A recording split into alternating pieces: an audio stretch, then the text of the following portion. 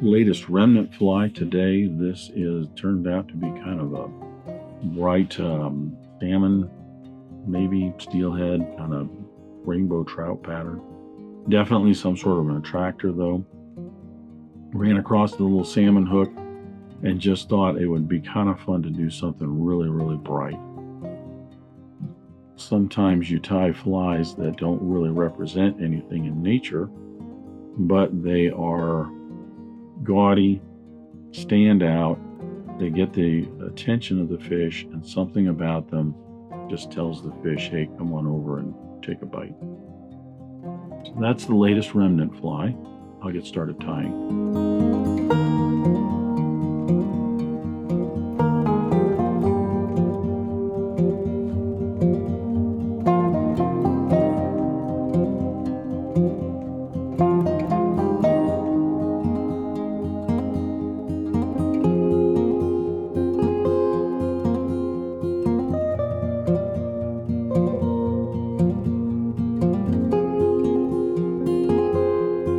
So I'm going to start the latest Remnant fly today. This is going to be kind of a steelhead salmon looking thing.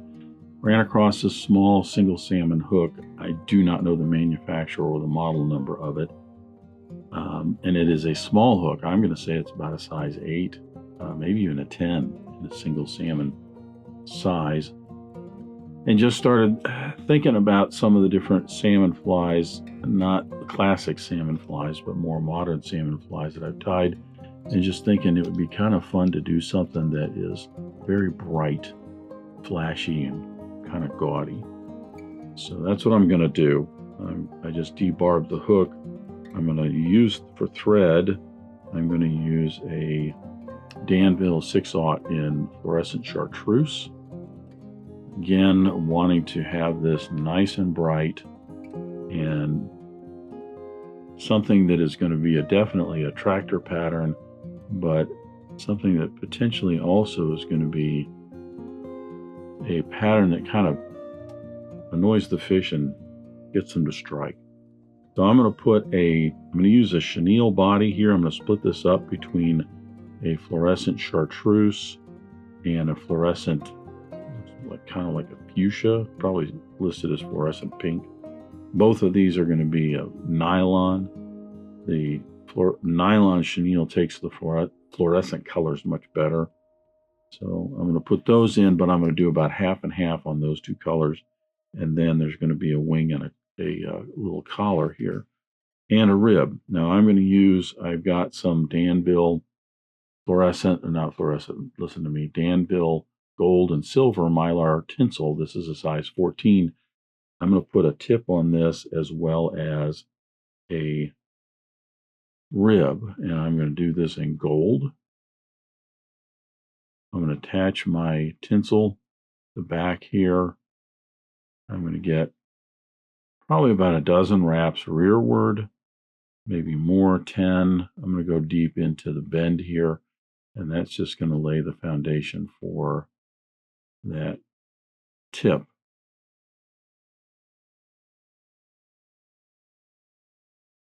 Wrap this on up.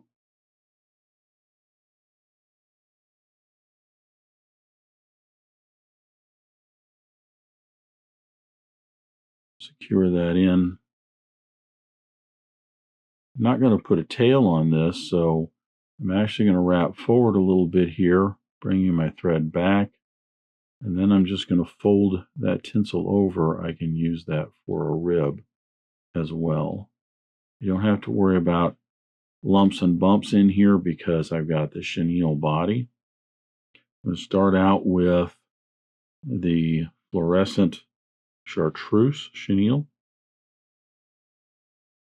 I just need to leave enough space up front for a wing of some rabbit and then a few turns of some Schlappen for a collar. I come up about halfway, get my hackle pliers out.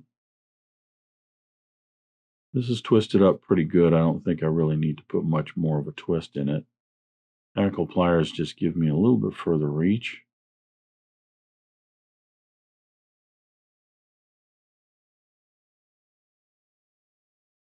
Get about 4 turns on that, and that will give me the back half.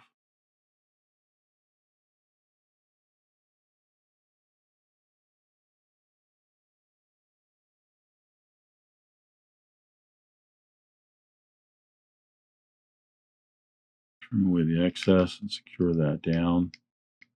Now I'll take the fluorescent pink, do the same thing, attach that, get it right up against that chartreuse, and bring that right up into the back of the headspace.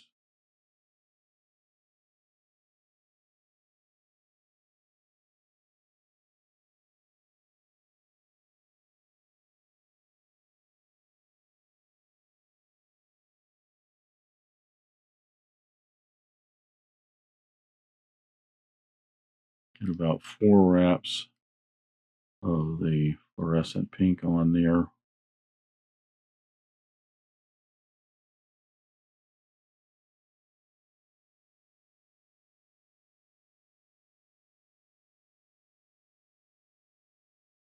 Trim that away.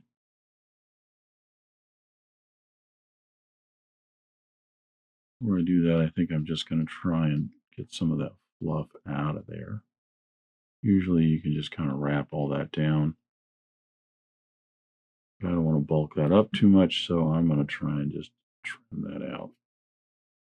May not have to, but all right. So now I'll take my rib and apply this, probably 4 or 5 wraps in here. This is a size 14, maybe a size 16 might have been a little bit better. Oh, that works.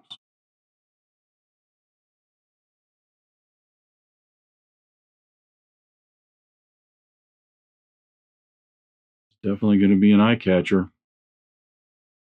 Trim away that. Now for a wing, I'm going to put on some rabbit. And this probably, when I think about it, maybe should have had something to anchor it in the back. I hadn't thought about that. I just figured I was going to tie it in right up in the front here, which I'm going to do. I'm just going to tie this in right here, smoothing that off so that I've got room for a couple of turns of hackle. And I will trim this. I'm going to actually trim this just about the same length, the height at least the same length as the back edge of the tip. So that gives me just a little bit now. That will probably flop a lot in the water. I don't know. I mean, I've seen some flies tied like this, some tube flies and things like that.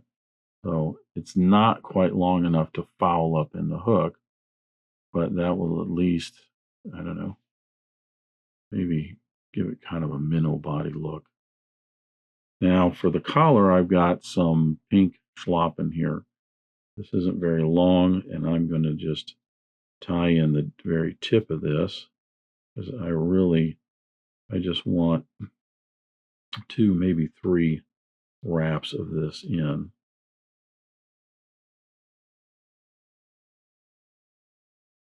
Couple, 2, 3 wraps to secure that, fold the tip over, couple wraps to bind that in, smoothing this off. I'll get it right up behind the eye. I can then take this tip here and pop that off.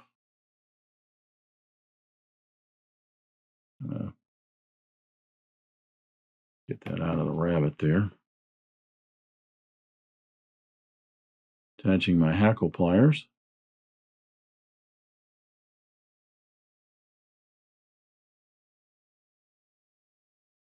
Stroking those barbs backward, trying to get those folded back a little bit.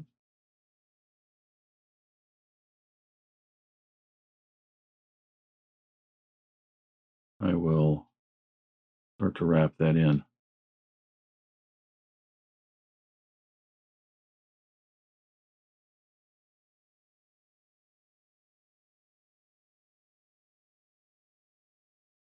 Got 1,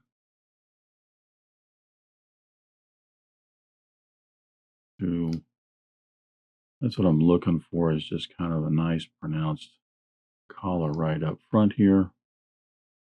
And we're just going to stop right there.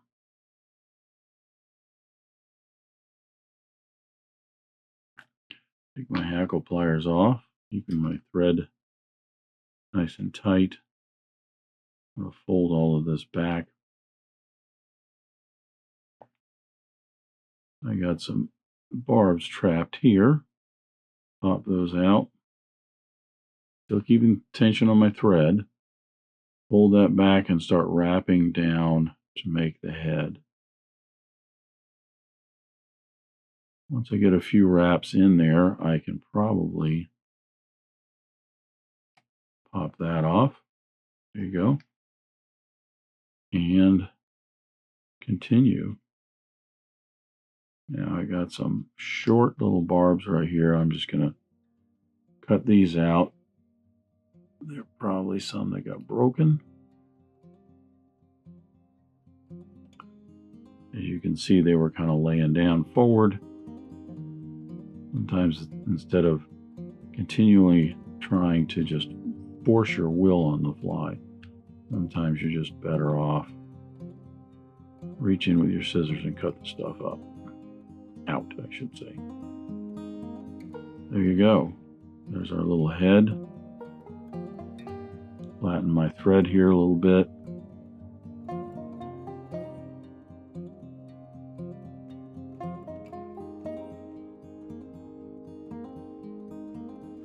This is a pretty small size for salmon and or steelhead. Now, certainly you could get a steelhead or salmon on this. It also would kind of be a good fly, I think, for rainbows, in that I could see this maybe even kind of representing kind of a flesh fly kind of thing. I broke my thread there, but I got enough here that I can trim this off.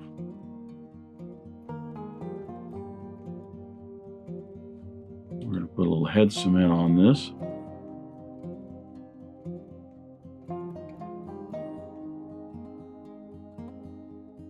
Get that nice and coated. And there you go. That is the latest Remnant fly. Very bright attractor pattern. Definitely something that is going to scream to a fish, hey, over here, come eat me.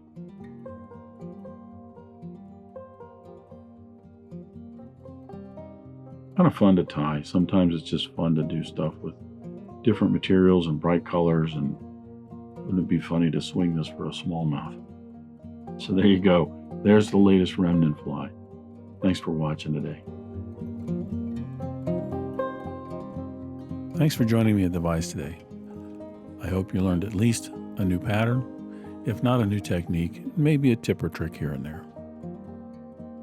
If you have any questions about this fly or any of the techniques used in constructing this pattern, please leave them in the comments section down below. If you go to the trouble to ask a question, I'll go to the trouble to answer it. If you'd like to help dressed irons, please share this video with your friends and anybody you think that might enjoy this pattern. Until next time, remember, it's fly tying. If you're not having fun, then you're doing it wrong.